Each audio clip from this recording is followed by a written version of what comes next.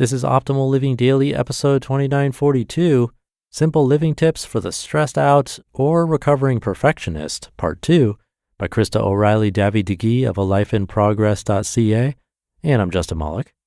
Welcome to OLD, Optimal Living Daily, where I read articles to you with permission from the authors or websites, but today being a continuation from yesterday, so I'd recommend listening to yesterday's episode first. That's episode 2941. But if you're all caught up, let's get right to part 2 and continue optimizing your life. Simple Living Tips for the Stressed Out or Recovering Perfectionist, Part 2, by Krista O'Reilly Davy-DeGee of alifeinprogress.ca. Number 4, work with your personality and natural energy ebb and flow. Honor your inherent wiring as much as possible and live as though you love yourself. There's no sense trying to mimic someone else's way of life if it totally goes against your grain. No matter how many simple living gurus get up at 4:30 a.m. for meditation, you don't have to. You don't have to follow fads or live like the cool kids or try to walk out anyone else's dream. The world needs you. Design your ideal day and sustainable weekly rhythm. And get nitty-gritty here and consider crafting an environment and a life in which you can thrive. When do you do your best work? Do you need to see people often, or do you crave solitude? Do you want to live amidst hustle and bustle, or build a tiny home and live in the woods? Who are you, and what do you really want? When you can answer this with a measure of clarity, we don't need perfect clarity to take action, you can become more intentional about building a simple and sustainable lifestyle. What makes you happy? Figure this out and infuse your life with more of it. Stop doing things out of guilt or because you're worried about what people will think of you. Life is way too short for that. Your life will feel so much simpler when you get honest about who you are and what you need. Of course, there'll be compromise, especially if you share life with other interesting and messy people. But like Yogi Berra says, if you don't know where you're going, you'll end up someplace else. Number 5, reduce decision fatigue. Plenty of choice is not always a happy thing, especially for someone who's stressed out or has a perfectionist nature. If you like a brand, well, stick with it. Set a time limit for researching before making a purchase. Learn to make a gut decision more often and ditch the self-doubt. Cull your inner circle so you're spending time with the people you love most and who model the values or characteristics you desire. Rotate through the meals your family loves rather than recreating the wheel each night. Stick to styles you know you feel good in instead of following all the fads. Build routines into your day that help you live aligned with your goals. Minimize, outsource, or automate choices and tasks to simplify your life.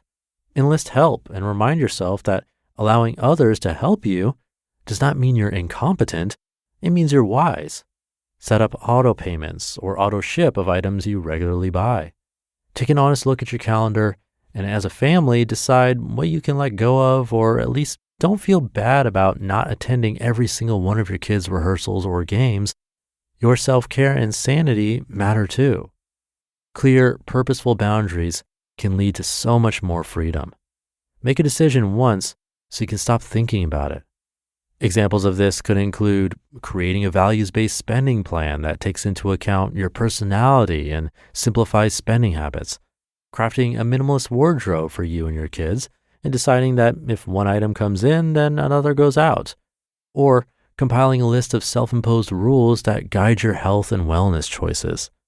Set clear limits on books and toys, saying yes to volunteering, kids' activities, how many nights you'll go out each week, etc., to de-stress and simplify your life. And number 6, loosen your grip and make space for joyful possibility. I'm taking a wild guess that you struggle with relaxing and letting go. Your tendency can be all work and no play. Avoid becoming too rigid or rule-oriented as you pare down and carve a simpler path. For my final simple living tip, I encourage you to let go and have some good old-fashioned fun. For my last birthday, I bought myself a ring to wear as a reminder to enjoy myself. And every birthday, I choose a new mantra to help me remember who and how I choose to be in the world.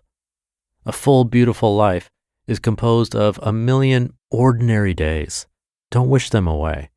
Remember to breathe and pause long enough to notice the beauty of each simple day. Look past the mess or the frustration. Pull your mind back from what went wrong yesterday or where you'll be tomorrow and just soak in today. Your kids grow up so fast and you don't have the promise of tomorrow. This is real life.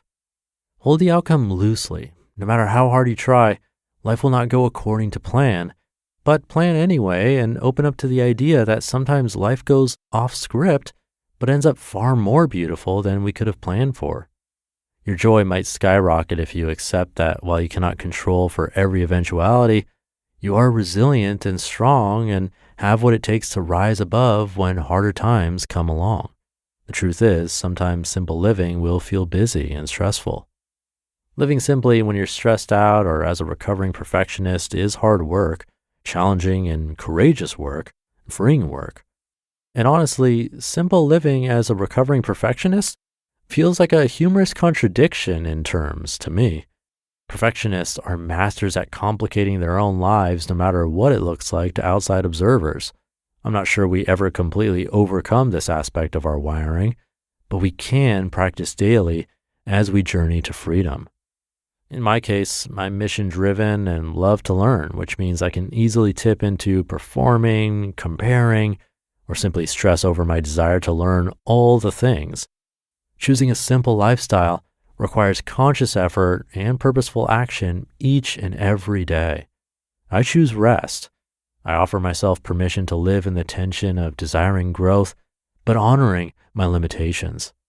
I lean into the ebb and flow of a full, imperfect, and beautiful life. I hope you use these simple living tips as encouragement, but take what serves you and ditch the rest. You just listened to part 2 of the post titled Simple Living Tips for the Stressed Out or Recovering Perfectionist by Krista O'Reilly Davy of alifeinprogress.ca.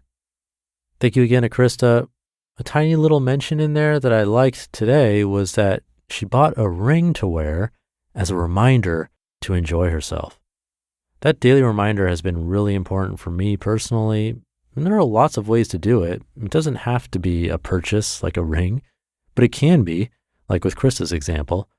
For me, this podcast does serve as a daily reminder. Hopefully it does for you too. But you can even set a reminder on your phone to check in really quickly, see how you're feeling and where your head is at. Maybe check in and take a deep breath, or just notice what's going on around you. I know some smartwatches have settings where you can set a small alert for things like this too. There are plenty of ways to get the reminder.